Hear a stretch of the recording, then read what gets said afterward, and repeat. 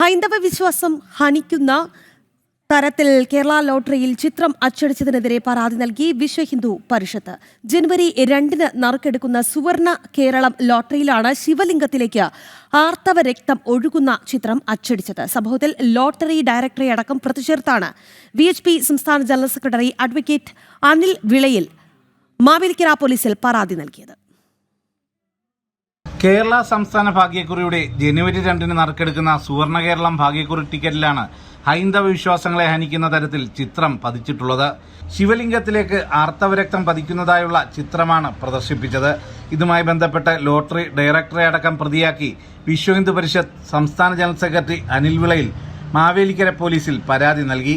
ജനുവരി 2 ശബരിമലയിൽ വിശ്വാസലംഘനം നടത്തിയതിന്റെ വാർഷികമായി കണ്ട് ബോധപൂർവം നടത്തിയ പ്രവൃത്തിയാണിതെന്നും ഈ ലോട്ടറി പൂർണ്ണമായി പിൻവലിക്കണമെന്നുമാണ് വിശ്വ ഹിന്ദു പരിഷത്ത് ആവശ്യപ്പെടുന്നത്.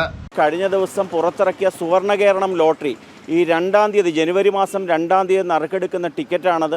അത് ലോട്ടറി ഡയറക്ടറേറ്റിൽ നിന്ന് ഇറക്കി ലോട്ടറി ഡയറക്ടർ ഒപ്പിട്ട ടിക്കറ്റാണ്. അതിനകത്ത് ചിത്രീകരിച്ചിരിക്കുന്ന ഒരു പടമുണ്ട്. ആർത്തവ രക്തം ശിവലിംഗത്തിലേക്ക് ഒഴുകുന്ന ഒരു ചിത്രമാണ് ആ ലോട്ടറി ടിക്കറ്റിൽ പതിച്ചിരിക്കുന്നത്.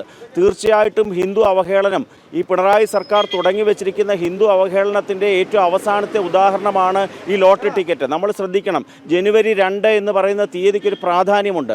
7 വർഷങ്ങൾക്ക് മുമ്പ് 2019 ജനുവരി മാസം 2-ാം തീയതിയാണ് 2 യുവതികളെ ശബരിമലയിലേക്ക് പിണറായി സർക്കാർ കടത്തിയത്. അതിൻ്റെ 7-ാം വർഷം ആഘോഷിക്കുന്ന ആ ദിവസം തന്നെ സമാന സ്വഭാവത്തിലുള്ള ഒരു ലോട്ടറി ടിക്കറ്റ് നറുക്കെടുക്കുക എന്ന് പറയുമ്പോൾ എല്ലാ വർഷം ജനുവരി 2 ഹിന്ദു അവഹേളന ദിനമായിട്ട് ആചരിക്കാൻ വേണ്ടി പിണറായി സർക്കാർ ആലോചിച്ചു എന്നാണ് നമുക്ക് മനസ്സിലാക്കാൻ സാധിക്കുന്നത്. ഇത് തീർത്തും അപലപനീയമാണ്. ഇതിന് വീഴ്ച വരുത്തിയ ഉദ്യോഗസ്ഥരെ കൃത്യമായ രീതിയിൽ ശിക്ഷിക്കപ്പെടേണ്ടതുണ്ട്.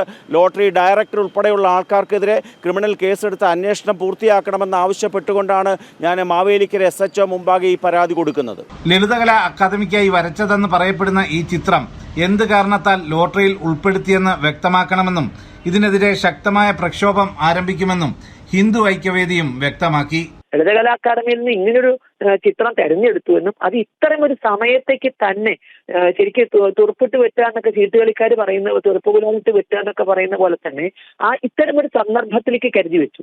ജനുവരി 2-ന് മറ്റൊരു പ്രത്യേകത കൂടി ഉണ്ട്, നമുക്കറിയാം.